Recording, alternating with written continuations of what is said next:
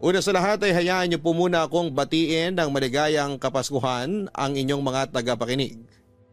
Ako nga pala si Sam, 47 years old at isang nursing assistant. Masasabi ko na naging mabait sa akin ng Panginoon noong kabataan ko dahil hindi niya ako binigyan ng mga mabibigat na problema. Lumaki ako na may kumpletong pamilya at komportableng buhay. Nabiyayaan ako ng mga tapat na kaibigan at nagkaroon ako ng maayos na edukasyon. Halos perpekto na ang buhay ko noon dahil pati sa love life ay sinuwerte ako. High school pa lamang ako noon nang nakilala ko ang asawa kong si Geneva.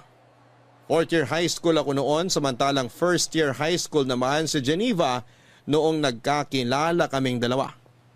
Magkatabi lang noon ang advisory rooms namin sa isang building kaya naman halos araw-araw ko siyang nakikita dati. Unang araw pa lamang ng pasukan ay nahumaling na agad ako sa kanya. Maganda si Geneva, Papa Dudut. Prime and proper siyang tignan. Malinis mula ulo hanggang paa, laging maayos ang buhok nito at walang gusot ang uniform niya at araw-araw na makintab ang kanyang sapatos. Niligawan ko siya, sinagot naman niya ako at isa kami sa mga couple sa school na kilala dahil swak na swak daw kami para sa isa't isa. Para kasing kwento sa mga palabas ang kwento namin. Varsity player ako samantalang school achiever naman si Geneva. Tumagal ang relasyon naming dalawa at isa yon sa mga naging highlight ng high school life ko. Kaso sa kasamaang palad ay naging magulo ang relasyon namin ni Geneva nung pumasok na ako sa college. Mabilis na nag-mature ang perspective ko sa buhay samantalang nagpaiwan naman si Geneva. Nagbago ang standards ko dahil na rin sa bagong environment na pinasukan ko. Sa huli nag-decide kami dalawa na maghiwalay na lamang dahil sa magkaiba naming priority sa buhay. Pero hindi doon natapos ang love story namin, Papa Dudut. Fast forward after 15 years. Muli nagtagpo ang landas naming dalawa ni Geneva habang nakabakasyon ako sa Baguio.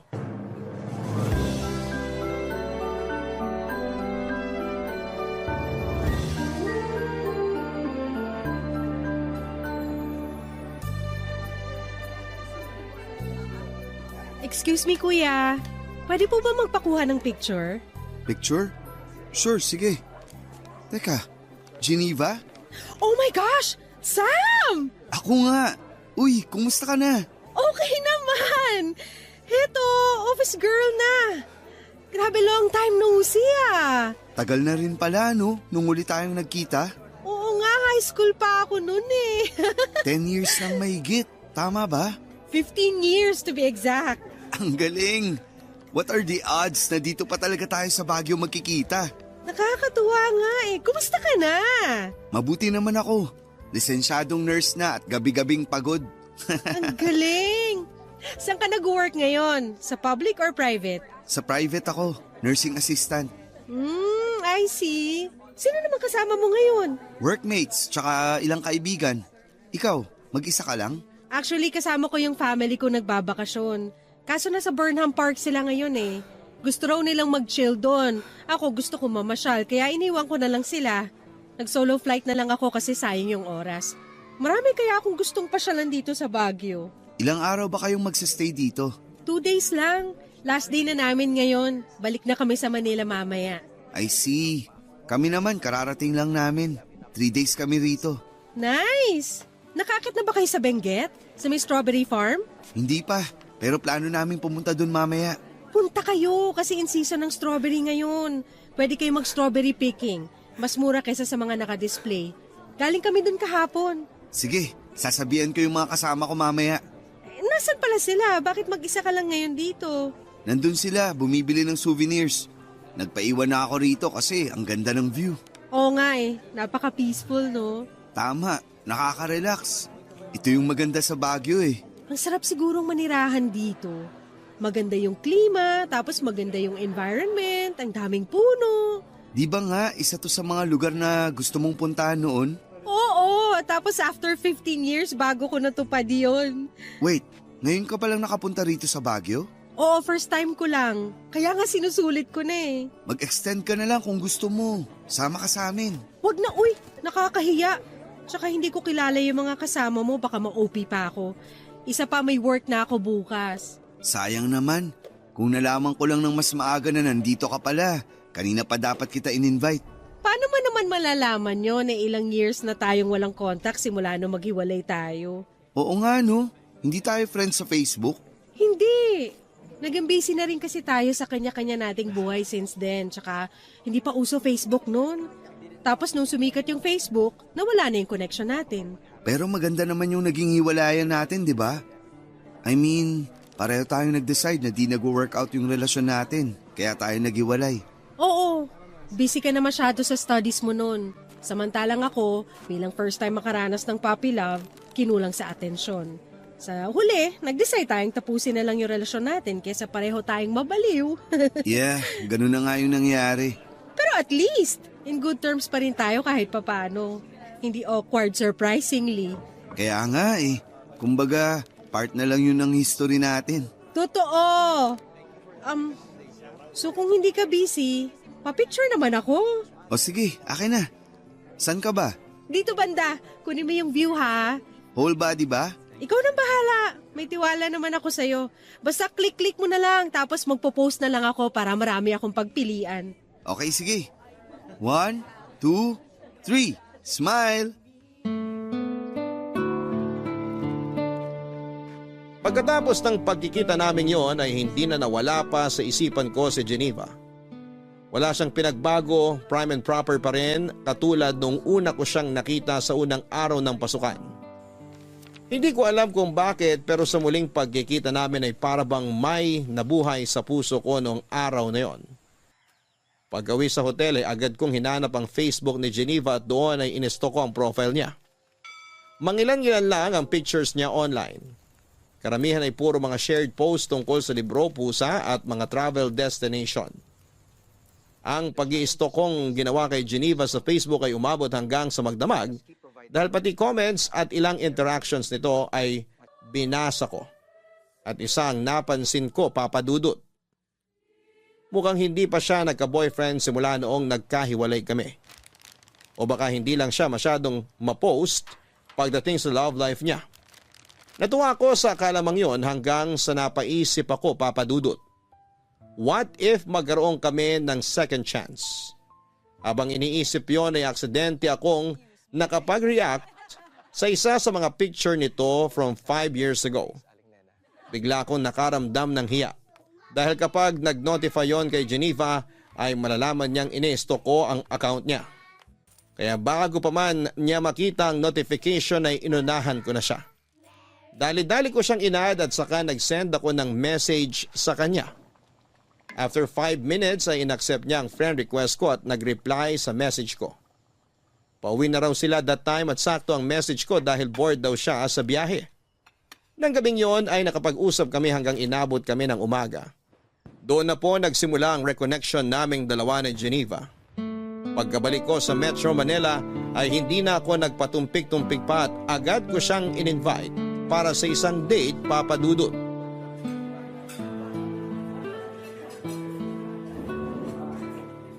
Heto, idagdag mo na sa bill. Wag na, ako na. Total ako naman yung nag-invite for dinner. Hindi, I insist. Hati na lang tayo sa gastos. Pagbigyan mo na ako kahit ngayon lang. Ikaw na lang taya sa sunod. Okay, sige. Bahala ka. Maganda rin yung style mo, ha? Anong ibig mong sabihin? Ganyan ba style mo para makakuha ng second date? Hindi ah. Kung gusto ko ng second date, mag-i-invite ulit ako. Hindi ko nahihintayin na yung babae ang mag-aya ng date. Bakit? Gusto mo ba ng second date? Wala namang kaso sa akin kahit ilang dates pa yan. Single naman ako eh. Ikaw, baka may problema sa'yo. Baka mamaya may girlfriend ka pala dyan tapos nakikipag-date ka pa sa ibang babae. Don't worry, wala akong girlfriend. Bakit naman? Ewan ko, baka napagod na rin ako sa dating scene. Hirap mag-alaga ng relasyon eh, lalo na kung di naman nag-work. Minsan, akala mo compatible kayo ng partner mo, pero pagtagal, marirealize mo na hindi pala kayo swak. Well, part yun ng pakikipag-date eh. Trial and error, kumbaga. Kung hindi nag-work, wala kayong magagawa. Pero for me, nasa pag-aalaga yan ng dalawang tao. Kung hindi nyo kayang alagaan yung relationship nyo, hindi talaga kayo mag-work. Kaya nga sabi nila, huwag kang pumasok sa relasyon kung hindi ka pa ready. Kasi sa relasyon, give and take yan. Hindi pwede yung isa lang yung nagmamahal. Hindi pwede yung isa lang yung nag-e-effort. Parang pagsasayaw lang din yan. Para magkaroon kayo ng rhythm, kailangan nasa parehong tempo kayo. Parang ang lalim naman ng pinanghuhugutan ng mga sinabi mo. May failed experiences na rin naman ako pagdating dyan. Kaya marami na rin ako natutunan. Heartbreaks make your heart stronger. Sabi nga nila, kailangan mo magkamali para matuto. Kailangan mo masaktan para sa susunod, mas magiging maingat ka na sa mga bagay-bagay. Totoo rin naman. Pero minsan, meron din namang mga pagkakamali na kaya pa rin ayusin di ba? Oo, lahat naman ng pagkakamali pwedeng ayusin. Katulad na lang nung nasa high school tayo. Marami tayong pagkakamali sa relasyon natin nun, kaya hindi nag-work. Bata pa kasi tayo noon. Hindi pa natin alam yung mga ginagawa natin. Pero pwede pa kaya natin yun ayusin? Ayusin? Ano pa nga ayusin natin dun? Matagal na yun. Hindi, I mean, may chance pa ba na, alam mo na, single ka, single ako. So, Nagpaparamdam ka ba ulit? pwede pa ba? Na-try natin ulit? Bakit naman hindi? Katulad nga ng sinabi mo, pareho tayong single. Basta ba itong gagawin natin, sigurado na. Hindi yung susubok tayo ulit tapos kapag hindi nag-work, titigil agad. Ganun yung nangyari sa atin nun Iba na ngayon, Geneva. Nag-mature na tayo. Iba na ang tingin natin sa mundo. Siguro naman hindi na mauulit yung nangyari noon. Tignan natin. Huwag nating madaliin para wala nang pagkakamaling mangyari. Sige, agree naman ako sa sinabi mo. So, since pumayag kang ligawan kita ulit, paano ba yan? Mas mapapadalas na ang date natin. Walang problema sa akin, basta share tayo sa gastos, okay lang. Bakit naman? Ayaw mong nililibre ka? Ayoko nung binibaby ako Kaya ko naman ang sarili ko. Ayoko yung mindset na porket babae ako, kailangan ako yung inaalagaan. Wala dapat yan sa gender lalaki man o babae, dapat inaalagaan talaga. Gusto ko may fair treatment sa relasyon. Dapat na i-reciprocate lahat yung efforts. Wow, hindi ko yan kakalimutan. Isa sa puso ko yung sinabi mo. Kaya sa susunod na date natin, ako naman magde-decide kung saan at kailan since ako ang magbabayad. Sure, ikaw bahala. Kung ano yung mga bagay na ayaw at gusto mo, sabihin mo lang sa akin. Huwag ka mag-alala. Mas vocal na ako ngayon kaysa noon. Which is a good thing naman. Ano, tara na? Baka matraffic pa tayo sa daan. Sige, ihatid na kita. Thank you. Papadudot willing naman si Geneva na subukan ulit naming buhayin ang dating relasyon namin na hindi nagtagal dahil masyado pa kami mga bata noon. Pareho naman kaming single noong time na yon kaya wala naman sigurong masama kung bubuksan ulit namin ang mga puso namin para sa isa't isa. Sa loob ng 2 buwan ay niligawan ko si Geneva hanggang sa napasagot ko siya sa pangalawang pagkakataon. Maraming pinagkaiba ng naging relasyon namin noong time na yon kumpara noong bata pa lamang kami. Noong nasa high school pa lamang kami ay parang nangangapa pa si Geneva dahil first time lamang niyang magkaroon ng boyfriend. Ako naman dahil bata pa ay hindi rin ako gaanong nagseryoso pagdating sa pag-ibig. Pero that time noong nagkabalikan kami matapos ang mahabang panahon, ay di hamak na mas nag-mature na ang pagtingin namin sa mundo. Wala nang mga mababaw na misunderstanding at kapag nagkakaroon kami ng problema, ay mas malawak na ang pag-iisip at pangunawa naming dalawa. Papadudot si Geneva yung tipo ng tao na mabait sa mabait pero kayang-kaya rin niyang alagaan ng sarili niya. May sarili siyang prinsipyo at kaya niyang ipaglaban ang sarili niya nang hindi nang lalamang ng tao. Sobrang in love ako sa kanya noon kaya hindi ko tuloy maisip kung bakit nagawa ko siyang hiwalayan.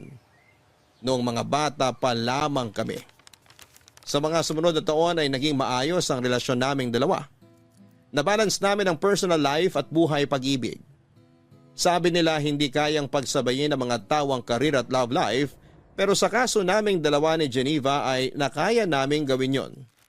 Nasa tao lang talaga ito kung nasa maayos ba na lugar ang priorities nila sa buhay. Sabi ni Geneva, alam namin ang lugar namin, estado ng relasyon, at ang mga goal namin sa buhay kaya kami nagtagal.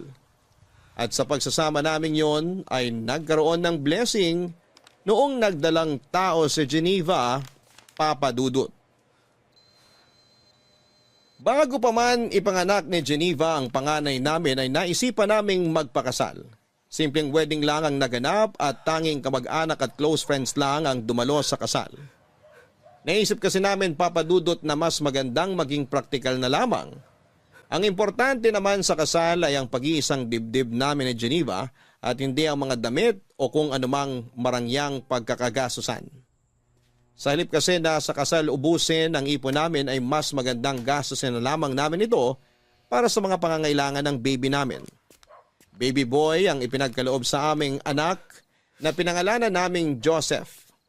Bilang bagong magulang ay mahirap ang naging adjustment namin ni Geneva. Wala kaming kaideya-ideya kung papaano ba bumuhay ng isang bata dahil hindi pa naman namin ito naranasan.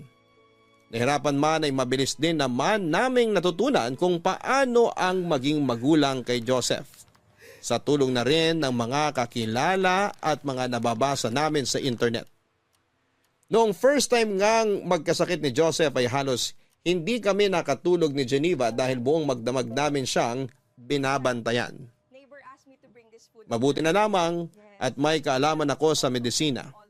Kahit papaano ay kaya kong bigyan ng karampatang first aid ang anak namin kapag nagkakaroon ito ng sakit. Pero dumating ang araw kung saan ay nagkaroon ng mataas na lagnat si Joseph. Dahil hindi naman namin malaman kung ano ang nararamdaman nito, ay minabuti naming dalhin na lamang sa ospital ang anak namin para masuri siya ng doktor, Papa Dudut. Ilang oras pa kaya bago natin malaman kung ano yung sakit ni Joseph? Maya-maya lang, meron na silang findings. Malalaman ba talaga nila kung anong problema kahit x-ray lang yung kinuha? Actually, for confirmation lang minsan yung x-ray. Katulad sa pneumonia, kapag na-check na ng doktor yung bata based sa symptoms, may initial findings na sila. Magdadagdag lang sila ng iba pang tests para ma-confirm kung tama yung diagnosis nila. Pneumonia kaya yung sakit ni Joseph? Yun din ang hinala ko eh. Pero paano naman mahahawa si Joseph ng sakit kung hindi naman natin siya inilalabas? Nasa bahay lang kami lagi eh. Yan din ang palaisipan sa akin eh. Pero, naaalala mo pa ba last week nung nagpunta tayo kina mama at papa? Nung bumisita tayo sa bahay niyo? Oo, masyadong naaliw yung mga kamag-anak ko dun. Pinagpasapasaan nila si baby. Pwedeng dun siya nahawa ng virus o bacteria. Grabe. Ganun ba kadaling mahawa ang bata? Akala ko ba malakas ang immune system ng mga baby? Malakas ang immune system nila, pero hindi pa rin natin maiiwasang mahawaan siya ng ibang tao. 3 kasi yan eh. Kapag pneumonia ang pinag-uusapan, pwedeng dahil sa virus, sa bacteria o fungal infection. Alin doon ang pinakamalala? Madali lang gamutin ang pneumonia, lalo na kapag nasa early stage pa lang. Kung dahil yan sa virus, gamot lang ang katapat niyan. Sana bumalik na yung doktor. Kanina pa ako nag-aalala eh. Nasa ospital na tayo. Sila na ang bahala kay baby. Magtiwala ka na lang sa kanila. Alam nila ginagawa nila. Ganito pala maging magulang, nakaka-stress. Ngayon, gets na natin kung bakit napaka-overprotective sa atin ng mga magulang natin noon. Oo nga eh. Akala ko noon, OA lang sila. Pero ngayong ako na mismo yung nasa lugar nila, overthink talaga ng malala. Tama nga yung sinasabi nila na gagawin ng magulang ang lahat para sa kapakanan ng kanilang anak. Tsaka lang talaga mababagong perspective mo kapag nagkaanak ka na mismo. Sa susunod, mas maging maingat na lang tayo pagdating kay Joseph. Huwag muna natin siyang iharap sa maraming tao. Lalo na ngayon, ang daming sakit na nagkalat dyan. Mahirap din namang sisihin yung mga kamag-anak mo kasi first time lang din naman nilang makita si Joseph nung nagpunta tayo dun. Oo, gets ko rin naman sila. Hindi ko naman sila sinisisi. Hindi ko lang din kasi inaasahan na mahahawaan siya ng sakit dun. Next time, alam na natin kung anong gagawin. Nangangapa pa tayo eh. Kaya hindi talaga maiiwasang magkaroon ng pagkakamali. Hirap talaga kapag may buhay nang nakaasa sa'yo. Nasanay na ako dyan. Marami ng buhay ang inasa sa akin sa ospital eh. Siyempre, nurse ka. Pero iba pa rin kapag buhay na ng kadugo mo yung nakaasa sa'yo eh. Sa inyo, okay lang kahit ano mangyari kasi hindi nyo naman kakilala yung mga inaalagaan yung pasyente. Hindi ganun yun. Hindi porket hindi namin kamag-anak yung mga pasyente namin, hindi na kami apektado. Apektado pa rin kami kasi syempre, tao pa rin yun eh. Tao rin kami. At kapag nagkakaroon kami ng pasyenteng hindi nakakasurvive, mabigat din yun sa dibdib. Pero proud ako sa profession mo.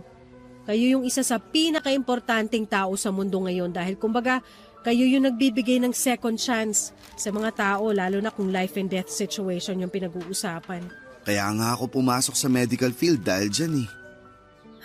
Ano kayang update? Mako-confine kaya si Joseph? Tanungin mo na kaya, total kakilala mo naman yung doktor niya. Sige. Ikaw na muna magbantay kay Joseph. Makikibalita lang ako sa labas. Okay, sige.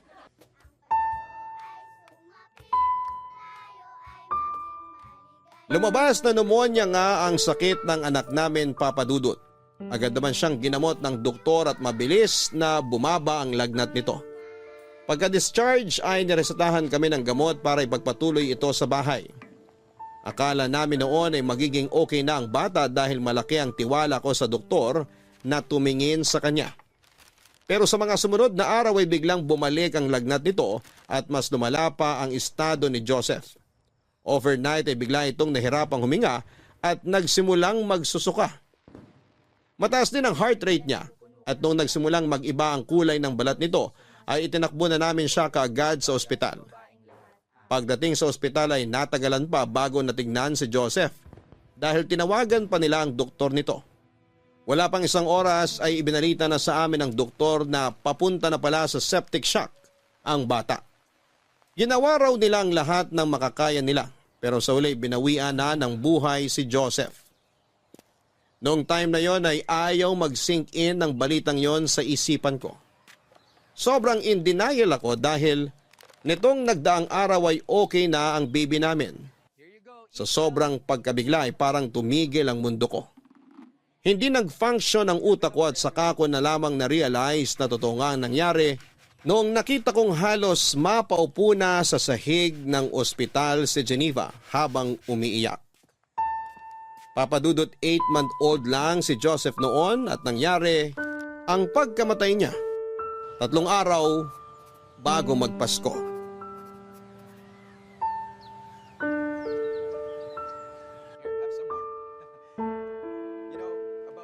Geneva, okay ka lang? Hindi. Hindi ako okay, Sam. Bukas na ang libing ng anak natin, paano ako magiging okay? Ayaw mo bang magpahinga na muna? Maaga pa tayo bukas. Hindi ako pagod. Buong araw lang naman ako nakaupo rito sa tabi ng kabaong ni Joseph eh. Bakit ko kailangan magpahinga? Baka lang gusto mong magpalit muna tayo ng pwesto. Ako muna magbabantay dyan. Para kung gusto mong mag-unat ng katawan o kumain, maligo, matulog. Ilang araw ka ng puyat eh. Hindi ako aalis dito. Hindi ko iiwan ang anak ko. Geneva. Ano bang gusto mong gawin ko, Sam? Hayaan mo na muna ako rito. Gusto ko pa makasamang anak ko, bakit ba? Concerned lang naman ako sa kalusugan mo eh. Ayoko magkasakit ka. Mas maganda nga yun eh, para mamatay na rin ako. Geneva naman. Ginawa ko naman lahat eh. Naging maingat naman akong ina. Naging maalaga naman ako. Hindi naman ako nagpabaya eh. Oo, alam ko. Naging mabuti kang nanay kay Joseph. Alam ko yun kasi nakita ko mismo kung papaano mo inalagaan ang anak natin. Pero bakit? Bakit wala na siya? Bakit nakahiga na siya sa kabao ngayon? Dapat sinunod ko na lang yung kutob ko. Dapat itinakbo ko na agad siya sa ospital na bumalik yung lagnat niya. Wala kang kasalanan sa nangyari. Hindi mo naman alam eh. Yun nga yung point, Sam. Dahil sa kabobohan ko, namatay ang anak ko. Hindi mo kasalanan yung nangyari, Geneva. Huwag mong sisihin sarili mo. Kung may dapat mang sisihin, ako yun. Ako yung nurse. Inaaral ko yung mga bagay na yan. Tapos, ako yung walang nagawa. Ang hirap lang tanggapin. Alam ko, pero kailangan nating maging matatag. Hayaan mo muna ako magluksa. Hayaan mo muna ako maging mahina dahil sa ngayon wala pa ako sa lugar para maging matapang. Hindi ko patanggap. Hindi ko patanggap na wala ng anak natin. Hindi naman bawal maging mahina eh. Pero hindi rin maganda na pinapabayaan mo yung sarili mo dahil sa nangyari. Geneva, ayoko makita ka nagkakaganito. Magluksa tayo pero alagaan din dapat natin mga sarili natin. Kaya mo bang gawin yun? Susubukan ko. Anong gusto mong kainin? Sabihin mo sa akin, ipagluluto kita. Kahit ano. Hindi gumagana ang isip ko ngayon. Ipagluluto kita ng pagkain pero kailangan mong ubusin yung lulutuin ko, okay? Maiwan muna kita. Magluluto lang ako. Sam, Ano yun? pwede bang humingi ng pabor? Anong pabor yun? Pwede bang i-extend muna natin yung buron ni Joseph? Hindi ba pwedeng makasama muna natin siya kahit hanggang sa bagong taon lang? Pero sabi nila mama, bawal daw yun eh. Hindi raw magandang salubungin ng bagong taon na may patay. Wala akong pakialam sa pamahiin na yan. Gusto ko pa makasama si Joseph ng mas mahabang panahon. Itingnan ko kung anong pwedeng gawin. Nakaschedule na rin kasi lahat eh. Please? Susubukan kong kontakin yung simbahan, pati na rin tong chapel. Baka sakaling mapakiusapan ko sila. Salamat. Kakausapin ko sila. At kapag na-extend yung burol, mangako ka sa akin na matutulog at kakain ka on time, okay? Pangako. Okay, sige. Susubukan ko pero hindi ko maipapangako na mapagbibigyan tayo. Lalo na't busy na rin ang mga tao ngayon. Subukan mo lang, please. Huwag kang mag-alala. Gagawin ko ang lahat. Antayin mo ako rito. Dadalang kita ng pagkain mo.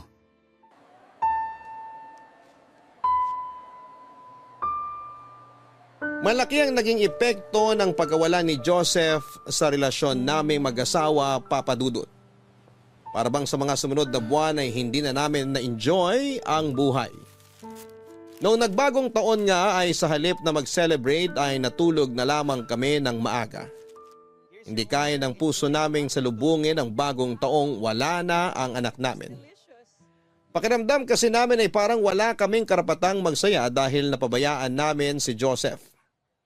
Mabuti na lang at noong oras na yon, na sobrang napanghihinaan kami ng loob ng asawa ko ay nandoon ang mga kamag-anak at kaibigan namin na naging sandalan at suporta namin sa aming pagluluksa. Sa mga sumunod na taon ay parang lagi nang may puwang sa buhay namin na hindi mapunan-punan. Hindi namin namamalaya na dahil sa nangyari ay unti-unti na naming napabayaan ni Geneva ang pagsasama namin. Ang bawat araw ay naging mabagal.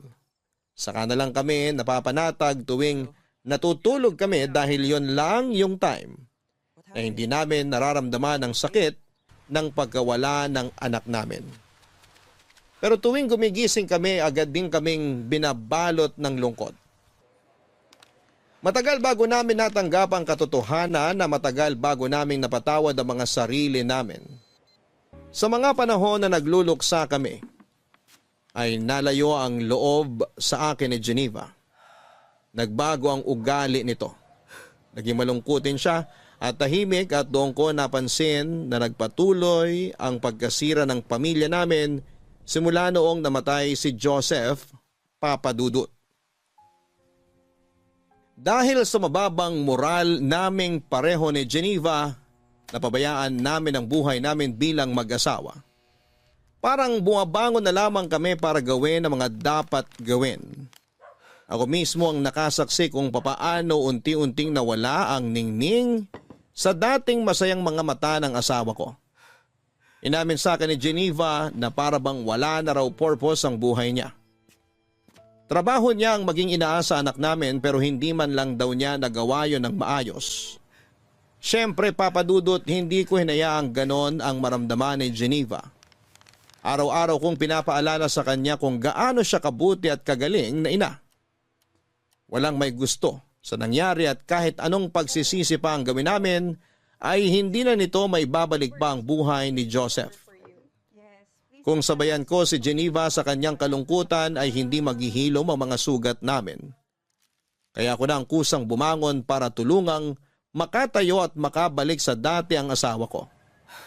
Bilang padre di pamilya, ayoko maging ang asawa ko ay mawala sa akin kaya ginawa ko ang lahat para sabay naming magamot ang sugat sa pareho naming puso.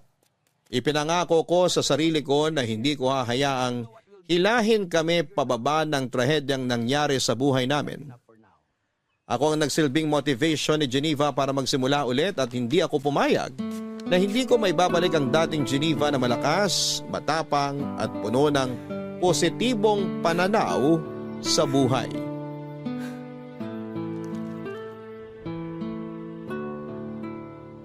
What if lumabas kaya tayo this weekend? Tagal na tayong di namamasyal eh. Marami akong trabaho dito sa bahay eh. Magliligpit pa ako ng gamit. E di sa susunod na weekend, kung kailan hindi ka busy, sabihin mo lang sa akin para makapagpaalam ako sa trabaho. Wag na. Wala pa ako sa mood magsaya ngayon. Tulungan na lang kita. Ano ba yung mga ginagawa mo? Nagliligpit ng ano? Basta. Tapos na akong kumain, maiwan na kita rito ah. Maliligo pa ako. Sandali, tapos ka na? Hindi man lang nabawasan yung pagkain sa pinggan mo ah. Hindi ako masyadong gutom. Wala akong gana. Kahapon yan din ang sinabi mo. Wala nang nutrients na nakukuha yung katawan mo.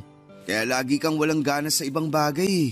Sam, alam natin ang dahilan kung bakit wala akong gana sa buhay ngayon. Alam ko, pero hanggang kailan mo gagawin to? Hanggang kailan mo planong parusahan yung sarili mo dahil sa nangyari? Hanggat kailan ko gusto. May problema ba ron? Oo, marami. Hindi maganda tong ginagawa mo sa sarili mo. Sabi mo magluksa ako hanggat kailan ko gusto. Hanggang ngayon nagluluksa pa rin ako sa pagkamatay ni Joseph. Ngayon bawal bang gawin yon? Hindi naman yun ang ibig kong sabihin. Ilang buwan na yung lumipas. Kahit sana naman may makita akong improvement. Huwag mo akong pangunahan sa mga nararamdaman ko kasi hindi mo alam kung ano yung araw-araw na tumatakbo sa isipan ko. Nawalan din ako, Geneva. Masakit din para sa akin yung nangyari. Oo, anak mo siya. Nakasama mo siya ng 8 buwan, pero ako mas mahaba ang pinagsamahan namin ni Joseph dahil dinala ko siya ng 9 na buwan bago natin siya nakasama. Magkaiba tayo ng nararamdaman, Sam. So ano to? Kompetensya na kung sino yung mas matagal na kasama ng bata? Ikaw naman na nagsimula eh. Hindi porket tanggap mo na wala na si Joseph, ibig sabihin nun ay matatanggap ko na rin yung nangyari. May kanya-kanya tayong proseso ng pagluluksa at magluluksa ako hanggat kailan ko gusto. Hanggat nabubuhay ako, hindi ko matatanggap na wala na ang anak ko. Sorry, hindi kita pinipilit na tanggapin ang nangyari. Hindi rin totoo na nakamove on na ako mula sa pagkawala ni Joseph. Ako rin naman, may mga panahon na nagsisisi ako, nangihinayang. Siguro nga, totoo na mas masakit para sa iyo yung nangyari dahil mas mahaba yung naging pagsasama niyong mag-ina. Literal na ikaw ang bumuo sa kanya eh.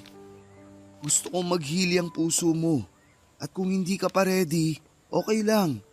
Katulad nga ng sinabi ko noon, walang mali sa pagiging mahina. Walang mali sa pagiging malungkot pansamantala. Pero hindi pwedeng manatili ka na lang na mahina at malungkot dahil hindi ka makakaahon sa kinaroroonan mo kung habang buhay mong dadali ng sakit. Nasasaktan ako tuwing nakikita kitang nagkakaganito. Araw-araw, ipinapanalangin ko na sana bumalik na tayo sa dati kasi namimiss ko na yung asawa ko. Pasensya ka na. Hindi ko naman ginusto na ganito yung maramdaman ko eh. Sobrang sakit lang talaga para sa akin. Sorry, alam ko pati ikaw nasaktan din sa nangyari. Sorry kung bigla na lang ako nag-shutdown. Susubukan ko. Susubukan ko, Sam. Salamat. Gusto ko na ulit makita yung babaeng matapang at independent na nakilala ko. Gusto ko nang bumalik yung dating Geneva. Hindi man ngayon pero sana makita ko na ulit siya. Salamat sa pag-intindi. Maiwan na kita. Matutulog ka na ba pagkatapos mong maligo? Oo, sana. Pagod na tong katawan ko. O sige, magpahinga ka na. Pero bukas, pwede mo ba akong samahan? Saan? Sa simbahan. Matagal ka nang di nagpupunta sa simbahan. Samahan mo ako bukas. Okay, sige. Sasamahan kita.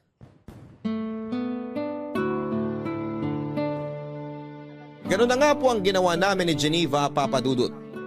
Nagtulungan kami para makabangon mula sa nangyari sa aming pamilya. Pilit naming kinalimutan ang masamang pangyayaring yon sa buhay namin at sinubukan itong ibaon na lamang sa nakaraan sa pamamagitan ng paggawa ng bagong memories. May times na nagkakaroon kami ng relapse, lalo na tuwing may mga importanteng okasyon sa buhay namin at naaalala naming hindi na kami kumpleto. Pero time heals, ika nga nila. Dahil unti-unti ay natanggap din namin ng katotohanan na wala na talaga si Joseph. Nag-focus ako sa trabaho para makalimot, samantalang si Geneva naman ay naghanap ng mga bagong pagkakabalahan para maibsan ang kanyang pangungulila.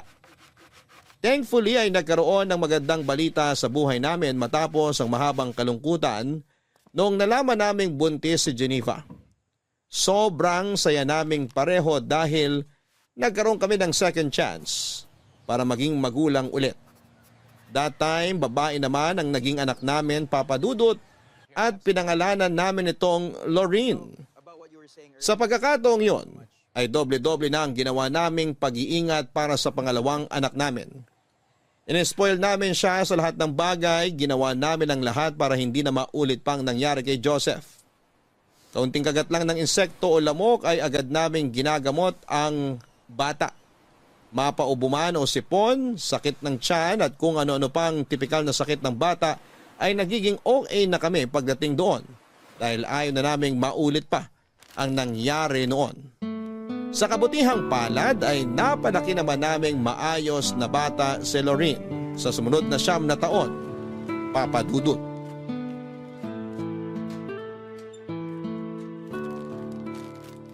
Salamat po. Keep the change na lang po. Oh, ayun na yung favorite mong puto bumbong. Salamat, Daddy! Isa lang po binili nyo? Wala po kayong binili para sa inyo ni Mami? Sa susunod na lang. Busog pa ang daddy mo eh. Ako naman pass muna kasi kumain na ako niyan kahapon. Ikaw hindi ka ba nagsasawa dyan? Araw-araw ka nang kumakain yan ah.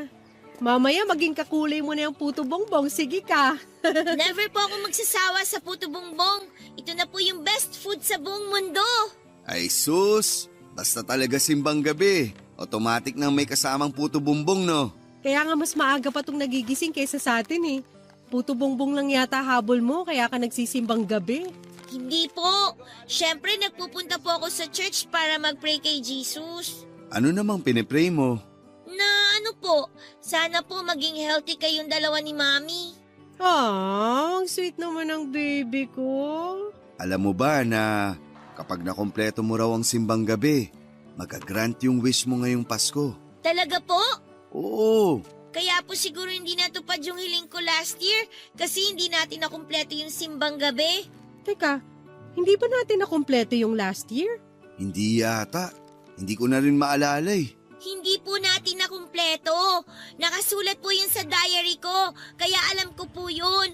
Last year po kasi, may work po sa hospital si Daddy. Tapos, puyat ka rin po, Mami. Kaya po hindi tayo nakapunta. Tanda mo pa talaga yun? Opo. Kaya please po, kumpletuhin natin tong simbang gabi ngayon para naman po makahiling po ako sa Pasko. Ano bang hiling mo sa Pasko? Secret po. Baka po hindi magkatotoo eh. Sabihin mo na. Promise ko. Kukompletuhin natin ngayon ang simbang gabi para magkatotoo yung wish mo. O sige na nga, sasabihin ko na nga po. Ang hiling ko po ngayong Christmas, sana po magkaroon na ako ng baby brother. Gusto mo pa magkaroon ng kapatid? Opo, palagi ko po yung pinagpe-pray bago ako matulog eh. Ayaw mo bang maging only child? Para ikaw lang ang princess namin? Gusto ko po nang may kalaro ako eh. Ang boring po sa bahay kapag pareho kayong busy ni Mami. Hayaan mo. Ako na lang magiging playmate mo. Ayoko po. Gusto ko po baby brother. Lagot ka. Gusto pa raw ng isa oh. Kasalanan mo to eh. Sinabi mo pa kasi na kailangang humiling kapag nakumpleto yung simbang gabi. Napasubo tuloy tayo. Hindi ko naman alam na kapatid pala ang gusto nito. Kala ko, laruan o gadget lang yung wish niya. Para sana magka-idea ako kung anong ireregalo ko sa kanya sa Pasko eh. Paano ko ibabalot yung baby niyan? Paano ka makakabuo ng baby na aabot sa Pasko? Yun ang problema.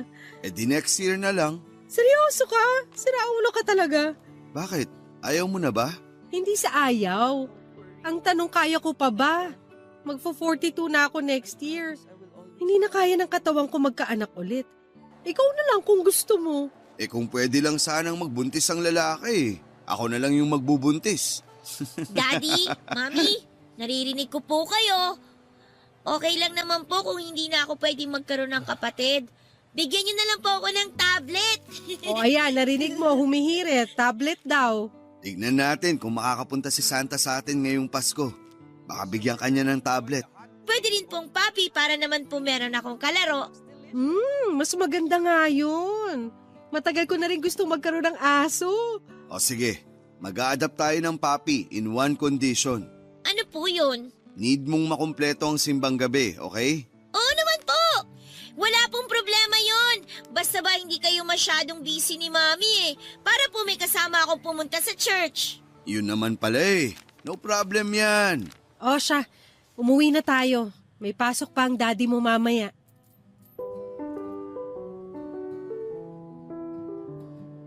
Simula pagkabata, Pasko na ang pinaka-paborito kong holiday sa buong taon. Yun kasi yung panahon kung kailan overwhelming ang saya na nararamdaman ng buong pamilya namin. Pakiramdam namin ay napaka-positibo ng lahat. Puno ng energy at lahat ng tao'y masaya't nagdiriwang. Taon-taon ay sinisiguro kong nagkakaroon ako ng time na makasama ang pamilya ko lalo na tuwing Noche Buena. Naging bonding time na namin bilang pamilya ang paghahanda ng pagkain at pagkakaroon ng family bonding habang nag-aantay na sumapit ang alas 12. Minsan nagmo-movie marathon kami.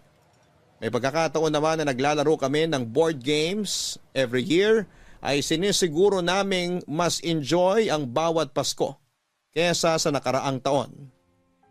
Pagsapit ng Noche Buena, salo-salo kaming kumakain sa mga masasarap na handa at tuwing nangyayari yon, isang bakanting upuan ang inilalaan namin sa hapagkainan para sa anak naming si Joseph.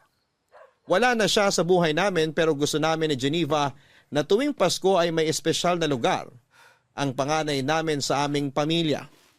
Sa ganong pagkakataon ay nararamdaman namin na mas buo kami bilang pamilya.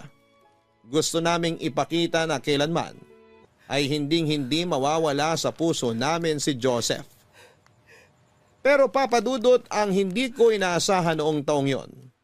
Sa halip na isang bakanting upuan lang ang kailangan kong ihanda sa pagsapit ng Pasko, ay 2 upuan pala ang mababakante sa mismong araw ng Noche Buena.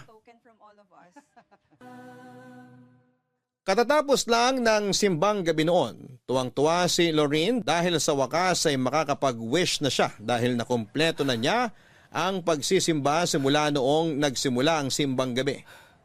Dala ang paborito ni Lorraine na puto bumbong ay pauwi na kami noon at nagdesisyon na kung ano ang mga pelikula na papanoorin namin buong araw habang naghihintay para sa Noche Buena. Nakahanda na rin ang grocery list ni Geneva dahil marami siyang planong lutuin noong araw na yon. Sobrang saya ko noon dahil kompleto ang pamilya ko. Wala kaming problema, wala kaming inaalala.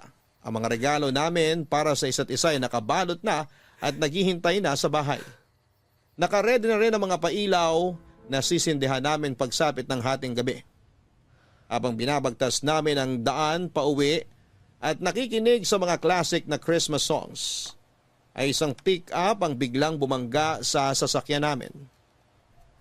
Napuruhan ang likod ng sasakyan kung saan ay nakaupo si Lorraine. Pagkaramdam ko sa impact ng banggaan ay biglang lumubog ang puso ko. Agad na pumasok sa isipan ko ang anak ko. Natakot ako para sa kanya at biglang nanumbalik ang bigat ng puso ko 9 years ago nung nabalitaan kong patay na si Joseph. Ayokong mangyari ulit yon, Papa Dudut, pero yon ang nasa isip ko habang nagpapaikot-ikot ang sasakyan namin. Kahit nahihilo ay agad akong lumabas ng sasakyan para i-check ang anak ko. Duguan nito at wala ng malay. Agad ako nagsagawa ng first aid samantalang tumawag na noon ng tulong si Geneva. Mabilis kaming nakarating sa ospital at doon ay agad na binigyang lunas ang anak namin. Sam, okay ka na ba? Oo, na-dislocate lang tong braso ko pero hindi na kailangang operahan. Mabuti naman. Ikaw, okay ka lang ba? Wala ka bang sugat? Wala, may ilang galos at pasalang ako. Malaking tulong yung suot kong seatbelt kaya hindi ako napuruhan. Salamat sa Diyos at okay ka lang. Si Lorene, Wala pa siyang malay. Natahi na yung sugat niya sa braso. Tinamaan siya ng bubog eh. Kinukunan na siya ng CT scan ngayon para malaman kung may internal damage ba siya.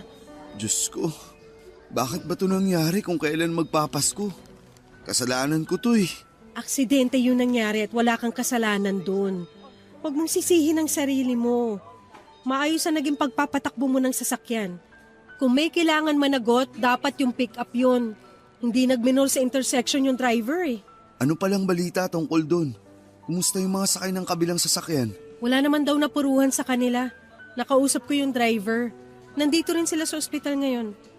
Maya-maya may pupuntang pulis dito para mag-imbestiga. Gusto ko silang makausap. Nasaan sila? Sam, wag na. Pasko ngayon.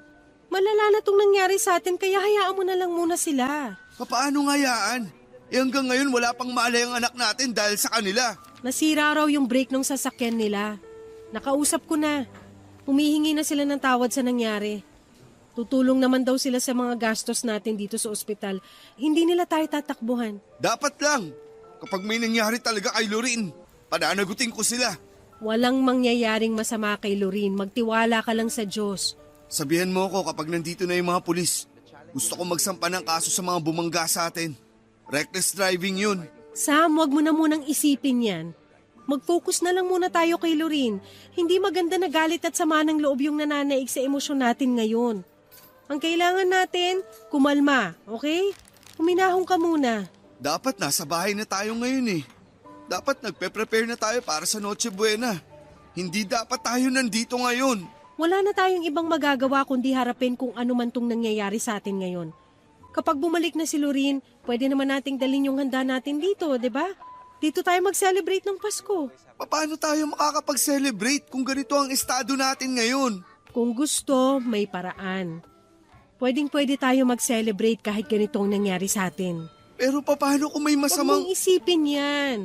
Walang mangyayaring masama kay Lorene, okay? Makakaligtas siya. Hindi ko kakayanin, Geneva. Kapag mawala na naman tayo ng anak. Huwag naman sana.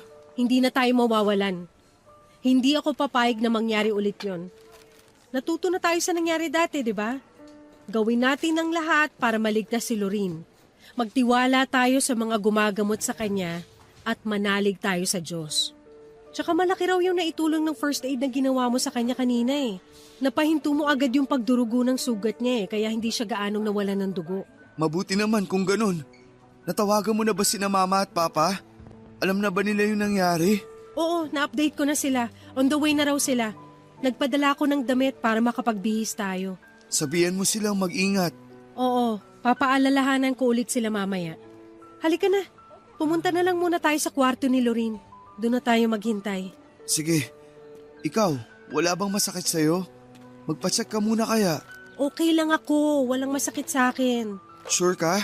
Oo, na-check mo na ako kanina, di ba? Gusto ko lang makasiguro. Huwag mo na akong alalahanin. Okay na okay ako.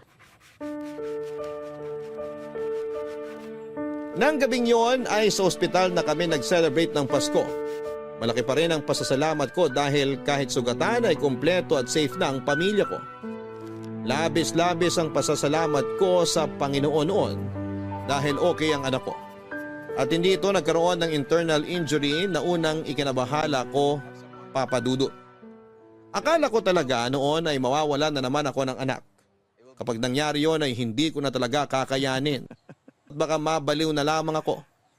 Habang nagpapahinga sa ospital ay bigla akong ginising ni Geneva kakatapos lang noon ng kasiyahan matapos mag-celebrate ng Pasko ang lahat. Mag-uumaga na noong sabihan ako ni Geneva na hindi maganda ang pakiramdam niya. Bigla na lang itong nagsusuka. Masakit daw ang ulo niya at nahihilo siya. Saka lang nag-sink in sa akin ang isang realisasyon. Sa sobrang pag-aalala ko kay Lorraine ay hindi ko na na-check ang asawa ko pagkatapos ng aksidente. Wala din naman kasi siyang anumang matinding sugat na tinamo maliban sa mga pasa at galos. Sa katunayan ay siya pa ang nagbantay sa amin habang pareho kaming ginagamot ng mga doktor ni Lorraine. Akala ko ay okay lang ang asawa ko. Pero noong nalaman kong may masama itong nararamdaman, ay agad akong nagpatawag ng nurse. Bago pa man sila makarating ay nawala na ng malay si Geneva at nag-seizure na siya, Papa Dudut. Agad siyang tinignan ng doktor at makaraan ng ilang oras ay dumating sa akin ang balitang wala na ang asawa ko. Nagkaroon daw siya ng internal bleeding sa utak at huli na ang lahat. Ayon sa doktor ay hindi siguro agad naramdaman ni Geneva na may dinadamdam siyang sakit dahil na rin sa adrenaline at sobrang pag-aalala para sa amin ng anak ko. Papadudot muling gumuho ang mundo ko ng araw na yon. Kung kailan Pasko ay muling nalagasan na naman ang pamilya namin, Papa Dudut. Simula noon ay nag-iba na ang tingin ko sa Pasko.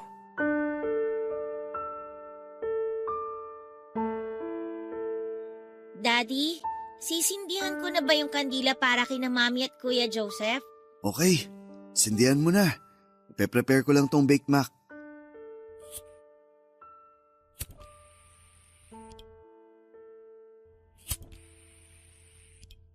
Ayan, nasindihan ko na. Wow! Ang bango naman itong kandila. Scented candle yan. Favorite scent yan ng mami mo. Lavender. Tapos, ano naman po itong kay Kuya Joseph? Ano ba? Hindi ko na maalala eh. Ano bang nakalagay dyan? Sandali lang po, check ko. Baby powder po ang nakalagay eh. Oo. Baby powder nga. Ano, amoy baby ba? Parang medyo sweet siya, Daddy. Parang amoy ng cologne. Talaga ba? Opo. Daddy, tulungan ko na po kayo dyan. Ano po bang pwede kong ayusin? Ilagay mo na yung mga plato sa table. 4 lahat yan ha. Okay po. Akin na lang tong reindeer na plato. Tapos sa inyo naman po yung may Santa Claus. Tapos para kay Mami naman tong plate na may snowman. At kay Kuya Joseph naman yung may design ng Christmas tree. Yung upuan nila Mami at Joseph, naayos mo na ba? Hindi pa po, pero isusunod ko na po, Daddy. Ayan, complete na. O heto, ready na rin yung pagkain natin. Maupo ka na. Sige po. Ang konti lang ng food natin ngayon, Daddy, no? Tayo lang naman ang kakain eh. Ano, kain na tayo para makanood tayo ng fireworks mamaya. Sige po.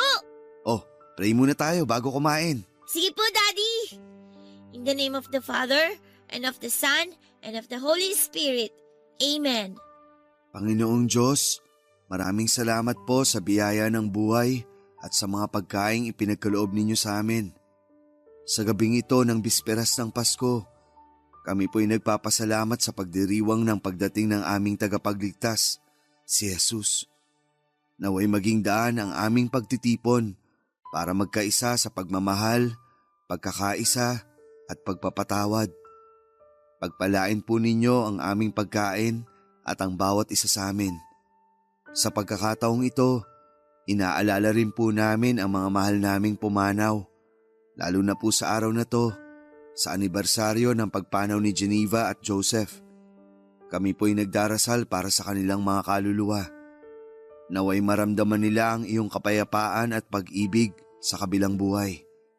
Gabayan po ninyo kami sa patuloy na pag-alala at paggalang sa kanilang mga alaala.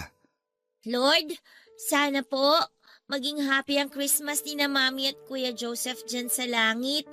Nag-prepare po kami ng space para po sa kanila dito.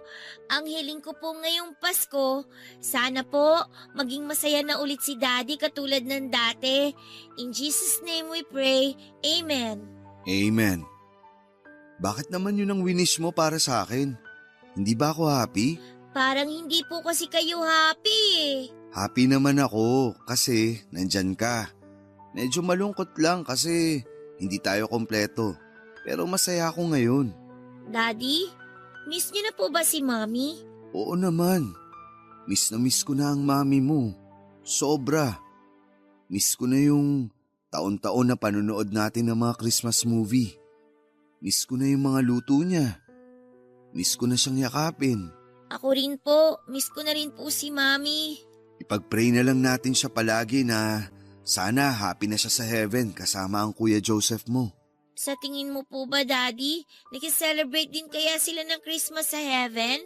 Oo naman. Sigurado akong magkasama sina Mami at Joseph doon ngayon. Nasa isang table din sila katulad ng ginagawa natin. Tapos may 2 upuan din sila doon para sa atin katulad dito na may 2 upuan din sila na naka-ready. Tapos sabay po tayo nagse-celebrate at kumakain? Oo, parang gano'n na nga. Hindi man tayo magkakasama, pero parang kasama na rin natin silang nagse-celebrate.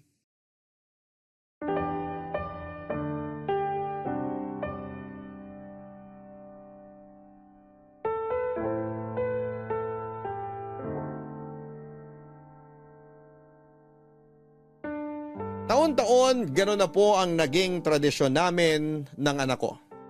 Lagi kami naglalagay ng 2 bakanting upuan sa hapagkainan tuwing Pasko para maging buo ang pakiramdam naming mag-ama. Weird man para sa iba pero yun na rin ang tanging naisip namin para makaiwas sa kalungkutan na maaari naming maramdaman sa pinakaimportanteng araw sa buhay namin. Nakakalungkot man na 2 death anniversary ang taon-taon naming inaalala tuwing Pasko, pero sinisiguro naman namin ng anak ko na kapag nagdiriwang kami ng Kapaskuhan ay walang lugar ang kalungkutan sa puso namin sa mga oras na yon. Papadudot, hindi na po ako nakapag-asawang muli at kung ako ang tatanungin ninyo ay wala na akong planong mag-asawa pa. Ang pag-ibig ko ay para kay Geneva ay mananatili na sa puso ko habang buhay at hindi ko na ma-imagine pa na ibigay ito sa ibang babae. Kung meron man akong pagbibigyan nito ay walang iba kundi para na lamang sa anak kong si Lorene. Marami pa kaming pagdadaan ang 2 at pinapangako ko sa anak ko na ibibigay ko ang lahat